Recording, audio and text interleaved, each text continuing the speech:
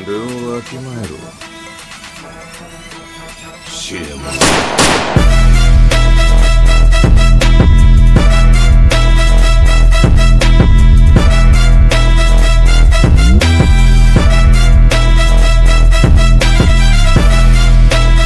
Welcome back. आप सभी का स्वागत है एक और नए वीडियो के साथ, जहां पर आज हम करेंगे द आउटकास्ट एनिमी के एपिसोड नंबर 2 को हिंदी में एक्सप्लेन। तो जिन लोगों ने अभी तक एपिसोड नंबर 1 नहीं देख रखा है उसे जाकर जरूर से देखेगा। 1 महीने पहले मैंने इसे अपलोड किया था।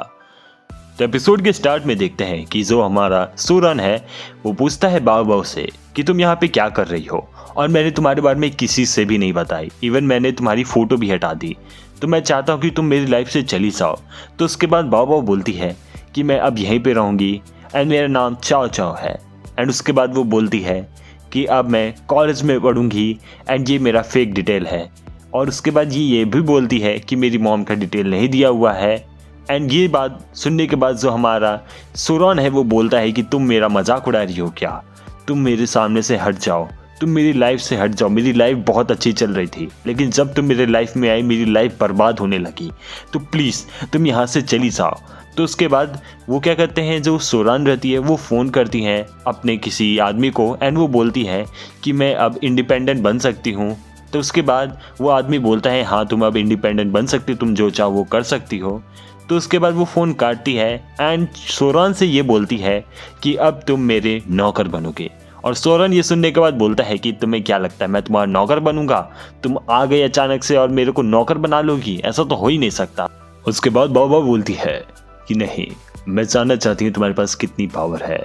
मैं जब पहली बार तुमसे मिली थी तो मैं समझ गई थी कि तुम्हारे पास पावर्स हैं। मैं देखना चाहती हूँ कि तुमने कैसे जियांगिसी को हराया था।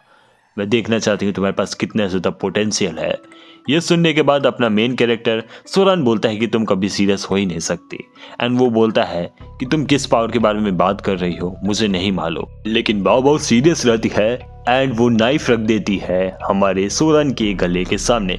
एंड वो बोलती है कि तुम अपना पावर दिखाओ वरना मैं तुम्हारा सर को अलग कर दूंगी। एंड तभी देखते हैं सोरन सोचने लगता है कि लगता है वक्त आ चुका है उसे अपने इस पावर को यूज़ करने का बाद। तो उसके बाद सोरन बोलता है कि मैं ये पावर तुम्हारे ऊपर यूज़ नहीं करना चाहता हूँ। एंड उसके बाद देखते हैं कि वो लड़की बोलती है हाँ मुझे दिखाओ तुम्हारे पास कितना ज़्यादा पोटेंशियल है। तो उसके बाद जो सोरन है वो बोलता है कि मैं तुमको दिखाता हूँ मैं क्या कर सकता हूँ। एंड मन मन में सोचता है कि मैं समझ गया कि मुझे क्यों कुंफू सिखा रहे थे मेरे दद्दू। वो बोलता है, फिर हमें 5 में दिखाया जाता है, बोलता नहीं है। वहाँ पे देखते हैं कि जो हमारा सोरन है वो बचपन में छोटे बच्चों से शायद फाइट करता था, उसके बचपन से ही कुंफू आता था। तो शायद वो फाइट के दौरान किसी लड़के का हाथ तोड़ दिया रहता है, तो उसके डैड उसे खूब पीटते हैं। लेकिन तभी जैंग जिलिन आ जाते हैं एंड उसके डैड को रोक लेते हैं एंड बोलते हैं कि बहुत हुआ, वो अभी बच्चा है और ये खेल खेल में होता रहता है। तो उसके बाद जैंग जिलिन बोलते हैं कि वैसे भी अब हमें इसे सच बता देना चाहिए कि आखिर हमारा मकसद क्या है। तो उसके बाद जो दद्दू जैंग जिलिन है वो सोरन से ये बोलते हैं कि देखो बेटा, तुम अपनी पावर का यूज़ सिर्फ सेल्फ डिफेंस में करना और सही समय पे यूज़ करना, वरना अगर तुम्हारी पावर के बारे में और लोग जान गए तो तुम खतरे में पड़ सकते हो। नेक्स्ट सीन में सोरन बोलता है कि दादाजी आपको सच में लगता है कि वो आदमी मेरा पिता है? मुझे तो ऐसा बिल्कुल भी नहीं लगता, मैं उससे बिल्कुल भी मिलता नहीं हूँ। सबके डैड कैसे अपने बच्चे के साथ प्यार से स्वभाव करते हैं, लेकिन मेरे डैड तुम मेरे सामने एकदम सख्ती बिहेव करते हैं, वो मुझे हमेशा पीटते हैं, वो भी बहुत ही खतरनाक। तो उसके बाद जो जैंग जिलिन है वो बोलते हैं कि वो तुम्हारे भलाई के लिए ऐसा कर रहे हैं, लेकिन सोरन बोलता है कि वो अपने सारे स्पेशल मूव मेरे ऊपर यूज़ करते हैं एंड वो बहुत ज़्यादा मुझे दर्द देते हैं। तो उसके बाद जैंग जिलिन बोलते हैं कि मैंने ही तुम्हारे डैड को कुंफू सिखाया था और मैंने उन्हें ये लेसन बताया था कि अपनी पावर को किसी कमज़ोर के सामने एंड अपने मतलब कि स्वार्थ के लिए नहीं यूज़ करना, लेकिन लगता है कि उसने गलत किया है तो उसे सज़ा मिलनी चाहिए। तो उसके बाद देखते हैं कि जो जैंग जिलिन है वो अपनी थोड़ी सी पावर को यूज़ करते हैं एंड वो थोड़ा सा फोकस करते हैं। एंड सोरन के जो डैड रहते हैं वो कुछ देरी पे मतलब कुछ दूरी के पे वो खेत में काम करते हैं, लेकिन उनकी पावर इतनी ज़्यादा रहती है कि वो उससे उनको थोड़ा सा चोट लगती है। तो उसके बाद जो जैंग जिलिन है वो बोलते हैं कि तुम्हें अपनी पावर को इसलिए सीखना होगा ताकि तुम अपने आप को प्रोटेक्ट कर सको। एंड उसके बाद वो ये भी बोलते हैं कि उम्मीद करता हूँ कि तुम अपने इस पावर को किसी और को नहीं दिखाओगे, क्योंकि तुम जितना लोगों को ये पावर दिखाओगे तुम उतने ज़्यादा खतरे में पड़ोगे। वो ये बोलते हैं मैं चाहता हूँ कि तुम बहुत ज़्यादा स्ट्रांग बनो, तुम कुंफू सीखो। लेकिन सोरान बोलता है कि ये सच में बहुत बोरिंग काम है एंड ये बहुत हार्ड भी है मेरे लिए, मैं भी दूसरे बच्चों की तरह ज़िंदगी जीना चाहता हूँ। तो जैंग सिलिन बोलते हैं कि मैं भी तुम्हारी बात मानता हूँ, सारे बच्चे खुशहाल ज़िंदगी जीना चाहते हैं, लेकिन इस दुनिया में उन्हीं को प्रेज़ किया जाता है जो स्ट्रांग और लोगों से अलग होते हैं, तो तुम्हें ये करना होगा। सो फिर सीन चेंज होता है जहाँ पर देखते हैं कि फाइट में फिर से हमें दिखाया जाता है जहाँ पे सोरान ने अपनी पावर को बाहर निकाला है एंड ये काफ़ी ज़्यादा बैडस लग रहा होता है। सोरान बोलता है कि मैं कुछ वर्ड्स बोलने वाला हूँ। इसके बाद वो बोलता है बैंकिंग कैंगन, जो कि थोड़ा सा मेरा प्रोनाउंसिएशन थोड़ा सा गलत हो सकता है, इसका मतलब क्या है मुझे ये भी नहीं पता। वहाँ पे देखते हैं कि उसको बोलने के बाद उसकी स्पीड बहुत ज़्यादा बढ़ जाती है एंड जो सोरान की पावर है वो थोड़ी सी और ज़्यादा हो जाती है। ये देखने के बाद थोड़ा सा भी इम्प्रेस नहीं होती है भाभाओ, लेकिन उसे ये पता चल चुका रहता है कि इसके पास सच में कोई पावर है। वो बोलती है कि इसकी स्पीड थोड़ी सी तेज़ है और कुछ भी नहीं। लेकिन वहाँ देखते हैं कि जो हमारा सोरान भाई साहब है वो उसके हर एक मूव से पहले वहाँ से हट चुका रहता है एंड उसे वो पीछे नॉक कर दिया होता है। वहाँ पे देखते हैं कि जो बाबा है वो बोलती है कि वक्त आ चुका है, अब तुम मेरे डिसाइपल बनोगे, मतलब कि मेरे नौकर बनोगे, ठीक है। तो उसके बाद जो हमारा सोरन है वो बोलता है कि मैं किसी लड़के के ऊपर ये पावर यूज़ नहीं करना चाहता हूँ और जो दादाजी बोल रहे थे मैं अब समझ चुका हूँ। एंड उसके बाद देखते हैं कि सोरन उसे जोर का घूसा मारता है एंड बाबा और दीदी कुछ देरी पे दूर के जाके फेंका जाती है। फिर नेक्स्ट सीन में हमें जैंग सिलिन की डेड बॉडी को दिखाया जाता है जिन्होंने उसकी डेड बॉडी को चुराया है। फिर वहाँ पे दो यंग गेसी को दिखाया जाता है, जियंग गेसी, और वो ये बोलते हैं कि वादा के मुताबिक मैंने जैंग सिलिन की बॉडी लेकर दी है, तो अब तुम्हें हमें अपने पार्टी में शामिल कर लो। लेकिन वो लड़का बोलता है कि वाह, जैंग सिलिन सच में बहुत ज़्यादा कमाल का है, मरने के बाद भी इसके पास इतनी ज़्यादा पावर है। ये देखने के बाद मैं तो सच में शौक हूँ, अगर वो जिंदा रहता तो उसके पास कितनी ज़्यादा पावर रहती। एंड उसके बाद वो बोलता है दो जो जैंग गेसी रहते हैं कि तुम मुझे इग्नोर नहीं कर सकते बच्चे, तुम बताओगे कि हम तुम्हें कैसे ज्वाइन करें। तो उसके बाद वो लड़का बोलता है कि तुम हमें ज्वाइन नहीं कर सकते हो क्योंकि जैंग सिलिन तो मर चुका है।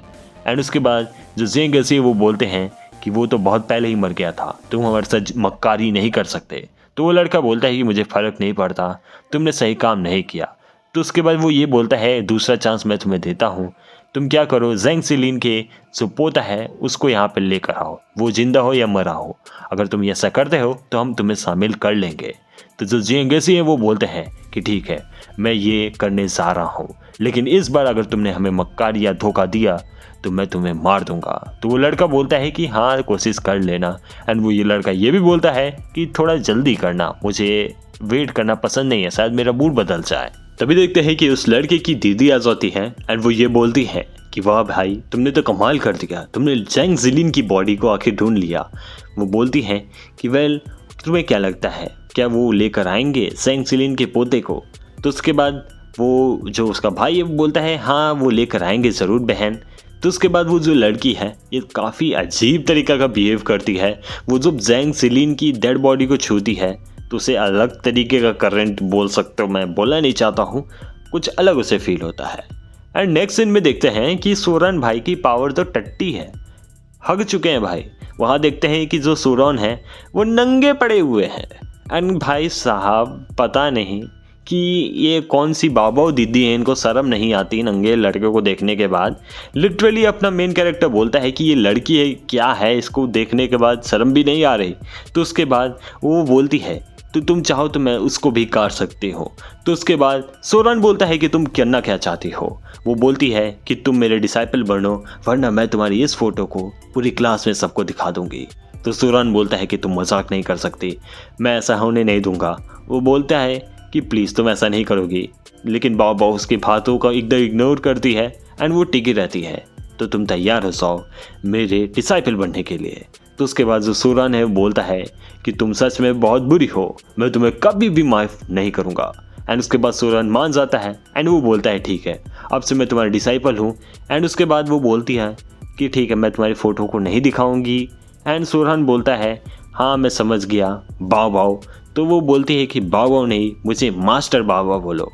एंड उसके बाद वो उसे नोकिया वाला मोबाइल देती है एंड वो बोलती है कि अगर तुम्हें मुझे कांटेक्ट करना है तो इस मोबाइल से कर सकते हो। एंड अपना बाबा बोलता है कि क्या तुम मुझे कपड़े दे सकती हो, मतलब कहीं से जुगाड़ करके, क्योंकि मैं तो नंगा हूँ कैसे जाऊँगा। लेकिन जो बाबा है वो दिमाग लगाते हुए बोलती है कि रात में तुम निकल जाना बेचारा तब तक वेट करेगा कहाँ पे। वहाँ देखते हैं कि सोरन इतना भोला भाला है, वो समझ जाता है एंड वो पेड़ पे चढ़ जाता है, क्योंकि नीचे आ जाते हैं दो लोग, एक के महिला मित्र रहते हैं एंड वो लोग गलत चीज़ें करते हैं जिसको हम एक्सप्लेन नहीं करने वाले, ये बच्चे छोटे बच्चे भी देखते हैं। तो उसके बाद जो सोरन है वो बोलता है कि यार एक गर्लफ्रेंड तो मैं भी डिजर्व करता हूँ। हाँ यार हम सभी डिजर्व करते हैं, लेकिन छोड़ो यार। वहाँ पे देखते हैं कि सोरन की बहुत गंदी जलती है जब वो दूसरे कपल्स की किस को देखता है। सोरन बोलता है कि मैं उस लड़की को छोड़ूंगा नहीं, उसके वजह से मैं यहाँ पे फंसा हुआ हूँ। और उसके बाद वो ये भी बोलता है कि मैं अभी वर्जिन हूँ। और भाई साहब नहीं, आगे नहीं बोलने का, वो बोलता है कि मैं अब बदला लूँगा उस लड़की से एंड मैं ज़रूर एक दिन फेमस होऊंगा। अब फाइनली रात हो चुकी रहती है एंड सोरन भाई साहब की एकदम वो तो भाई एकदम नंगे है, तो उसको बस भागना है अपने घर। वहाँ पे देखते हैं कि वो दोनों लड़कियाँ जा चुकी रहती हैं, तो सोरन अब निकलने का ट्राई करते हैं।